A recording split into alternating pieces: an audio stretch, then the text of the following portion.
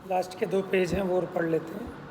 नमो अरिहंताणम, नमो सिद्धाणम, नमो आयरीयाणम, नमो वज्रायाणम, नमो लोय सव्यसाहूनम।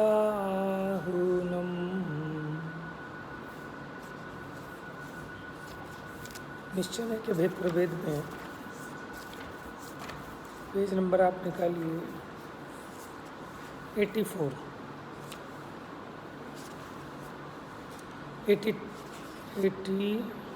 82।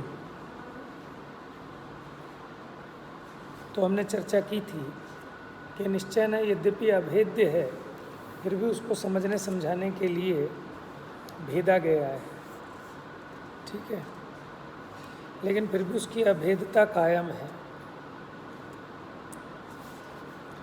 अब निश्चय है कि भेदों के स्वरूप और उनकी विषय वस्तु पर अलग अलग विचार करते हैं। Page number 82। देखिए, सबसे पहले परम शुद्ध निश्चय में देखिए भेद प्रभेद आपको पता है, शुद्ध निश्चय, अशुद्ध निश्चय। शुद्ध निश्चय के 3 भेद, परम शुद्ध निश्चय, साक्षात और फिर एक देश, और उधर अशुद्ध निश्चय। परम शुद्ध निश्चय में त्रिकाली शुद्ध परम पारिणामिक सामान्य भाव का ग्रहण होता है। इसके उदाहरण के लिए उदाहरण रूप कुछ शास्त्रीय कथन देखिए। शुद्ध निश्चय से सहज ज्ञान आदि परम स्वभावभूत गुणों का आधार होने से कारण शुद्ध जीव है। शुद्ध निश्चय से जीव सत्ता, चैतन्य व ज्ञान आदि शुद्ध प्राणों से जीता है। ये सब किसके एग्जाम्पल हैं? परम शुद्ध निश्चय की। यद्यपि यहाँ शुद्ध निश्चय लिखा है, लेकिन वो ऊपर वाला है, उसमें से आपको देखना है कि परम शुद्ध निश्चय का है। देखो, जैसे सहज ज्ञान, सहज दर्शन, परम पारिणामिक भाव, सामान्य भाव, चैतन्य, ठीक है, ये सब विशेषण परम शुद्ध निश्चय की तरफ से लगाए गए हैं। माने परम शुद्ध निश्चय से जब देखते हैं तो वहाँ गुण पर्यायों का कोई विकल्प खड़ा नहीं होता। अगला आइए, निरुपाधिक गुण गुणी को अभेद रूप विषय करने वाला शुद्ध निश्चय है, यह साक्षात शुद्ध निश्चय है। निरुपाधिक को हम शुद्ध भी कह सकते हैं। उपाधिक होते हैं अशुद्ध और निरुपाधिक होते हैं शुद्ध। उपाधिक क्या होता है? जैसे स्फटिक मणि, ठीक है, लाल कपड़े पे रखी तो वो लाल हो गई ना, तो लाल रंग उसका औपाधिक भाव है, ठीक है। और जो उसका नेचुरल कलर है, अब कोई कपड़ा ना लगाया हो नीचे, उसका जो अपना जेन्युइन कलर होगा, रियल कलर, वो कहलाएगा निरुपाधिक।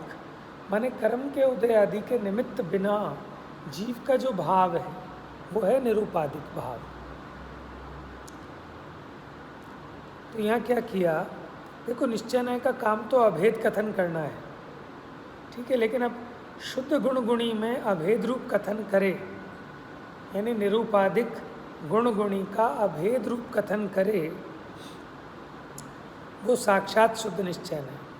जैसे जीव को केवल ज्ञानी कहना, क्या कहना जीव को? तो जो केवल ज्ञान है वो कैसे निरुपाधिक है ना, माने कर्म के उदय से रहित भाव है।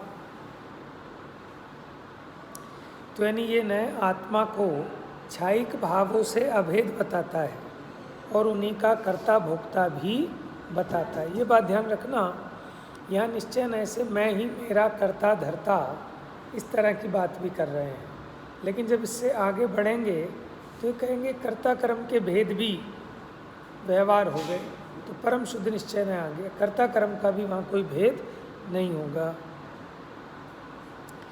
देखिए इसके कथन, शुद्ध निश्चय से केवल ज्ञान आदि शुद्ध भाव जीव के स्वभाव कहे जाते हैं। शुद्ध निश्चय से निरुपाधिक स्फटिक मणि के समान आत्मा समस्त रागादि विकल्पों की उपाधि से रहित है।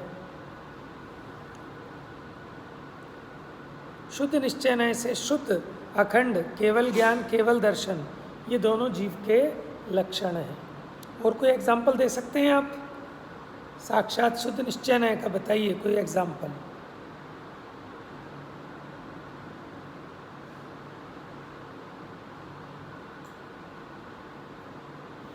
कोई भी पूर्ण शुद्ध पर्याय पकड़ लो, उससे आत्मा को अभेद बताओ।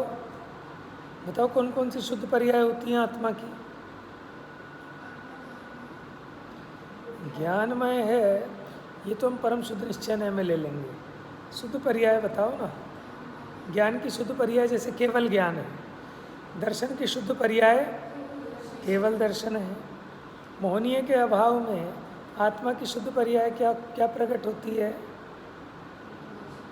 अनंत सुख कह लो, ठीक है, वीतरागी कह लो,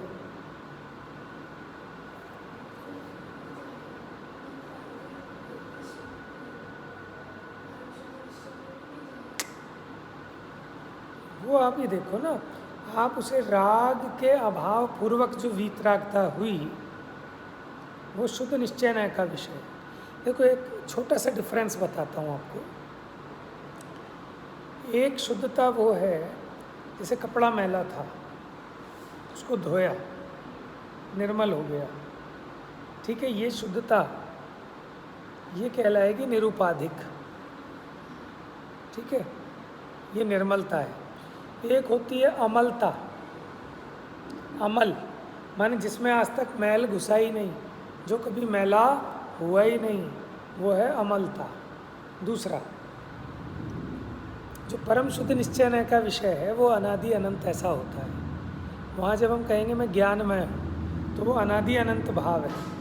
लेकिन शुद्ध निश्चय का विषयभूत जो भाव है, वो अनादि अनंत तो नहीं है, सादि अनंत है। जैसे मैं केवल ज्ञानी हूँ, तो जो केवल ज्ञान भाव है अनादि अनंत नहीं है, सादि अनंत है। लेकिन मैं कहूँ मैं ज्ञानमय हूँ, मैं शुद्ध चैतन्यमय हूँ, ये तो अनादि अनंत भाव है। उसका विषय परम पारिणामिक भाव है, परम शुद्ध निश्चय का। और इसका विषय छायिक भाव। अंतर समझ में आ रहा है दोनों में? छायिक भाव और परम पारिणामिक भाव में क्या अंतर है? देखो, एक स्त्री, उसकी शादी हुई, उसका पति मर गया और वो ब्रह्मचारिणी हो गई। और एक जिसने कभी विवाह ही नहीं किया, बाल ब्रह्मचारिणी है। दोनों में क्या डिफरेंस है तो दोनों ब्रह्मचारिणी, लेकिन एक विधवा ब्रह्मचारिणी है और एक बाल ब्रह्मचारिणी है। तो जब आप आत्मा को अनादि अनंत के आज तक ये मैला हुआ ही नहीं है, वो परम शुद्ध निश्चय का विषय है। और ये मैला तो हुआ था, लेकिन वो मैल निकाल दिया, ये हो गया साक्षात शुद्ध निश्चय का विषय। डिफरेंस लिख सकते हो आप, इसमें लिख लो एक, परम शुद्ध निश्चय और साक्षात शुद्ध निश्चय में कोई 3 अंतर लिखे। इनके विषय की अपेक्षा बता सकते हो, ठीक है। एक छायिक भाव से अभेद करता है, एक परम परिणामिक भाव से अभेद करता है। इसका विषय सादि अनंत है और परम शुद्ध निश्चय का विषय अनादि अनंत है। उदाहरण दे सकते हो तीसरे में? हो गए ना 3?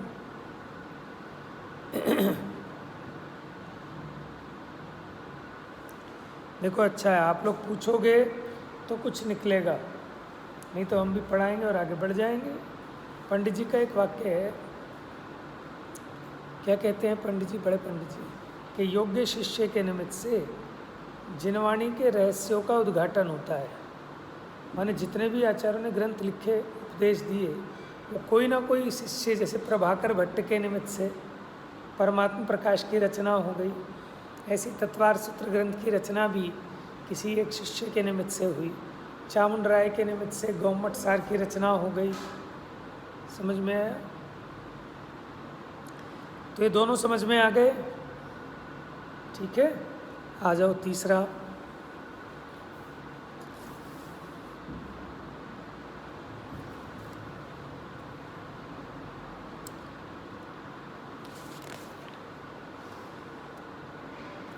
एक देश शुद्ध निश्चय से तन्मय द्रव्य सामान्य को पूर्ण शुद्ध देखना।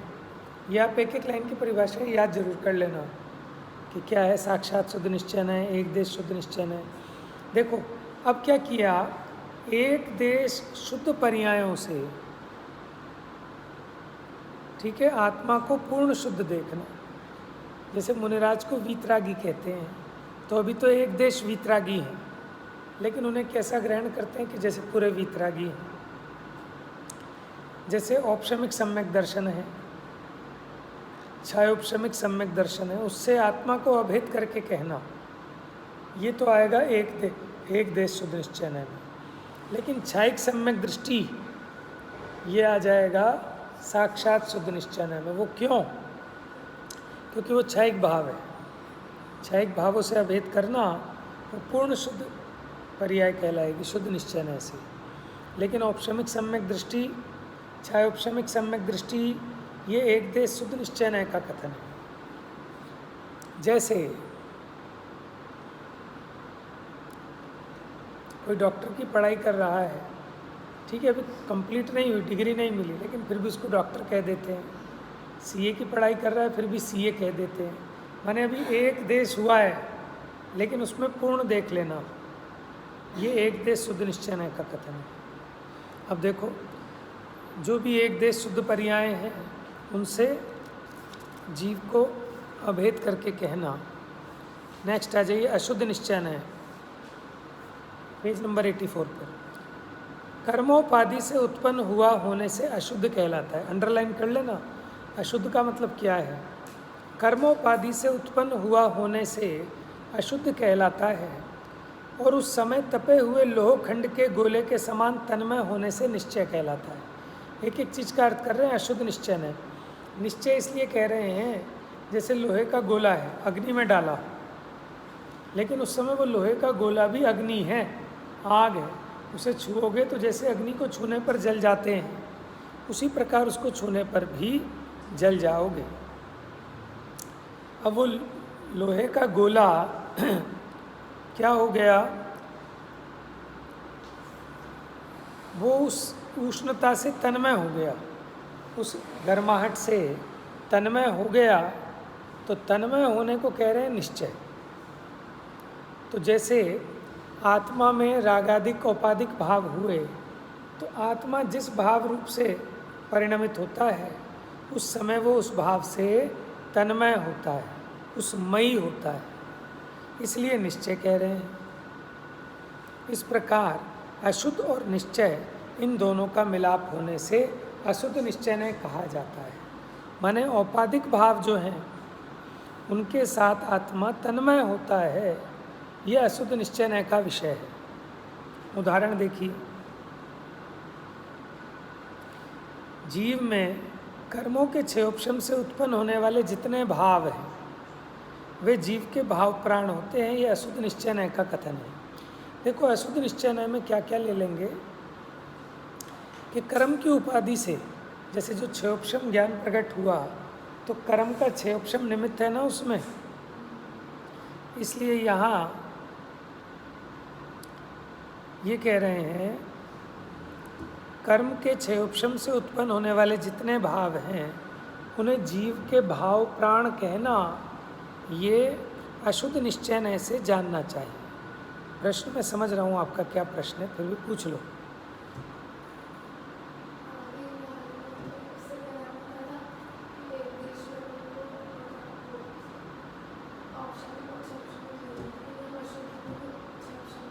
आपके पूछने से पहले ही मैं समझ गया हूँ प्रश्न, अभी बताऊँगा। ठीक है, अच्छी बात है कि आप लोग ऐसे प्रश्न पूछते हैं ना, तो मुझे बहुत संतोष होता है कि मैं जो कह रहा हूँ वो बात आप तक पहुँच रही है, नहीं तो आपके प्रश्न ही खड़े ना हो। ठीक है, ये पढ़ते वक्त ही मुझे भी ये प्रश्न खड़ा हो गया कि अभी हमने पीछे बताया है कि क्षयोपशमिक भाव से अभेद किया, और यहाँ क्षयोपशमिक भाव से। देखो, क्षयोपशमिक भाव भी दो प्रकार के होंगे। एक वो मोक्ष मार्ग वाले, माने जिसमें एक देश शुद्धता हो रही है, समझ में आया, और जिसमें देखो, अब इसमें एक बात समझना, जैसे आधा गिलास पानी, ठीक है, वो आधा खाली है कि आधा भरा है, आपका देखने का एंगल है। अगर आप उसे खाली देख रहे हैं तो अशुद्ध निश्चय में जाएगा, समझना है। और अगर आधा भरा हुआ देख रहे हैं तो एक देश शुद्ध निश्चय में जाएगा। देखो, जब क्षयोपशम हुआ, क्षयोपशम में क्या होता है कि थोड़ा हुआ है, तो थोड़ा हुआ है और थोड़ा अशुद्ध है, थोड़ी शुद्धता आई, थोड़ी अशुद्धता रही। तो थोड़ी शुद्धता को विषय बनाएंगे तो एक देश शुद्ध निश्चय में जाएगा। और वहीं पर अगर हमारा एंगल ये कहने का है, अरे हम क्या करें, हमारा तो क्षयोपशम ज्ञान है, हीन ज्ञान है, हमारे भूल जाते हैं, तो ये अशुद्ध निश्चय के एंगल से कह रहे हैं हमारा तो क्षयोपशम ज्ञान है। अरे हमें ज्ञान का क्षयोपशम प्रकट है, इसका क्षयोपशम तो बहुत अच्छा है। कहते हैं ना, कभी कहते हैं साहब क्या करें, क्षयोपशमिक ज्ञान की ऐसी दुर्दशा है। तो ये अशुद्ध निश्चय के एंगल से कह रहे हैं कि देखो हमें हीन है ज्ञान, भाई साहब इसका ज्ञान का क्षयोपशम बहुत अच्छा है। तो यानी जितना ज्ञान प्रकट हुआ उसकी तरफ से बात कर रहे हैं। हो गया क्लियर? लिख जरूर लेना फिर ये बातें, ना आपको याद रहेंगी ना मुझे याद रहेंगी। सिचुएशन पे डिपेंड करता है कि कब क्या अर्थ आ जाता है। कोई मैं प्री प्लान नहीं हूँ, और ये नहीं कि मुझको पता है, लेकिन ये कुछ ऐसा ऑटोमेटिक होता है। जिनवाणी की मतलब कुछ चमत्कार है, आप लोग भी फील करेंगे जब आप स्वाध्याय कराएंगे, तो बहुत सारी बातें ऑटोमेटिक वहाँ से आ जाती हैं। ठीक है, भविभागन वच जोगे वशाय, तो अपने भाग्य से आता है, इसलिए लिख लेनी चाहिए।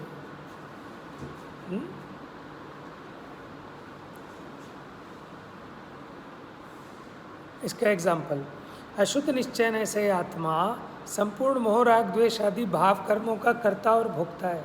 तो इसमें दोनों भाव आ जाएंगे, एक तो प्योर जो औदैहिक भाव हैं उनसे अभेद करेंगे, और जो क्षयोपशम भाव हैं उनमें आप देख लेना एंगल, जितनी अभी कमी है, जितनी अशुद्धता है उसकी तरफ से।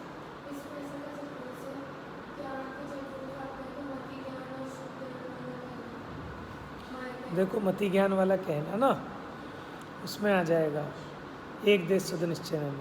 कुमति ज्ञान वाला कहो तो इसमें आ जाएगा, और मति ज्ञान वाला भी आ सकता है, लेकिन जब आप कमी की तरफ से देखेंगे, हमें तो केवल ज्ञान नहीं है भैया, हमारा तो मति ज्ञान है, इसलिए गड़बड़ हो जाती है। आप समझ रहे हो? अब लिख नहीं सकते उसको, समझ लेना बस, और अभ्यास करोगे तो उसके एग्जाम्पल भी मिलेंगे। आगे आइए, वही आत्मा अशुद्ध निश्चय से सोपाधिक स्फटिक की भांति समस्त रागादि विकल्पों की उपाधि से है।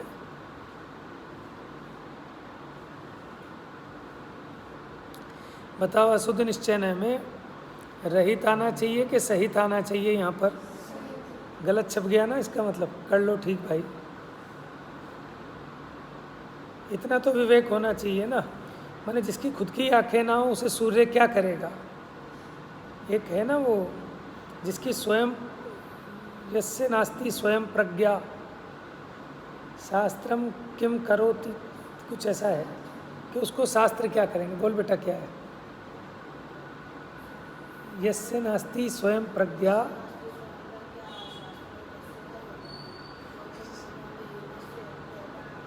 भाई वाह, बहुत बड़े, बहुत बड़े। एक बार मेरे पास आके सुना जोर से, जल्दी से, जोर से,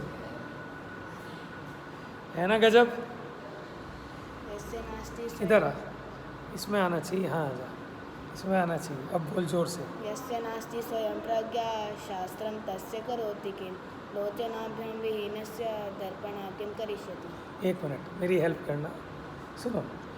यस्य नास्ति स्वयं प्रज्ञा, समझ गए कि जिसकी अपनी स्वयं की बुद्धि नहीं है। यस्य नास्ति स्वयं प्रज्ञा, आगे क्या है? शास्त्रम तस्य करोति किम, उसको बेचारा शास्त्र क्या करेगा और शास्त्री क्या करेगा? ठीक है, क्या है? शास्त्रम तस्य करोति किम, याद कर लो आप।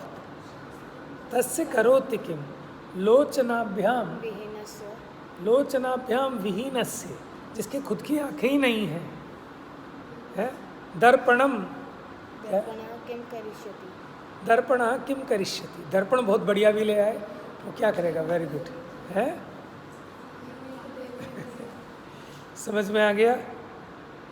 मज़ा आ गया भाई। आज मुझे बड़ी अच्छी लगती हैं इस तरह की सुक्तियाँ, सुभाषित, क्योंकि मैंने ना ज्ञप्ति से सुनी है 2-3 बार, तो उसको बड़ा मतलब इंटरेस्ट है। अगर वो संस्कृत थी उसके पास जब, तो संस्कृत में था 8th क्लास में, 7th में, तो उसने मुझे सुनाया 1-2 बार, मुझे बड़ा अच्छा लगता है। पता तो है लेकिन याद नहीं है,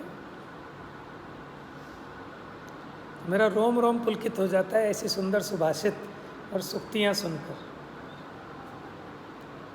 अशुद्ध निश्चय से जीव छायोपशमिक व औदैक भाव प्राणों से जीता है। निश्चय के भेद प्रभेदों की विषय वस्तु एवं कथन शैली स्पष्ट करने के लिए जो कतिपय उदाहरण यहाँ प्रस्तुत किए, उनका बारीकी से अध्ययन करने पर सब कुछ स्पष्ट हो जाएगा। फिर भी पूर्ण स्पष्टता तो जिनागम के गहरे अध्ययन, मनन और चिंतन से ही संभव है। समझ में आया? देखो, आप विद्वान बनो, लेकिन ऐसे विद्वान बनना कि जो जिनवाणी की शोभा को बढ़ाएं। समझ में आया? माने आपका अध्ययन गहरा होना चाहिए, मनन चिंतन होना चाहिए, तो आप जिनवाणी की प्रभावना में निमित्त बनेंगे। आपको भी स्वयं का भी लाभ होगा, दूसरों का भी लाभ होगा। इसी की तरह एक सूक्ति बनाई जा सकती है, उस पर भी समझ में, जिसके खुद के लोचन नहीं है तो वो दूसरों के भी क्या फ़ायदा पहुंचाएगा। ठीक है, चलिए। उक्त उद्धरणों में यद्यपि अधिकांश प्रयोगों को समेटने का प्रयास किया है, फिर भी इस प्रकार का दावा किया जाना संभव नहीं कि सभी प्रकार के प्रयोग यहाँ उपस्थित कर दिए गए हैं। जिनागम में और भी अनेक प्रकार के प्रयोग प्राप्त होना संभव है, क्योंकि जिनागम अगाध है, उसकी था पाना सहज संभव नहीं है। करिए बेटा दर्शन। ठीक है जी, निश्चय है कि भेद प्रभेद हो गए।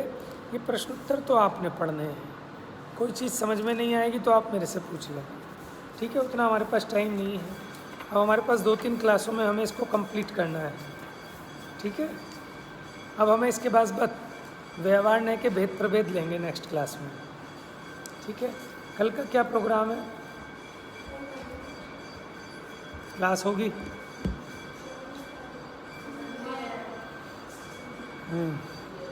बताइए,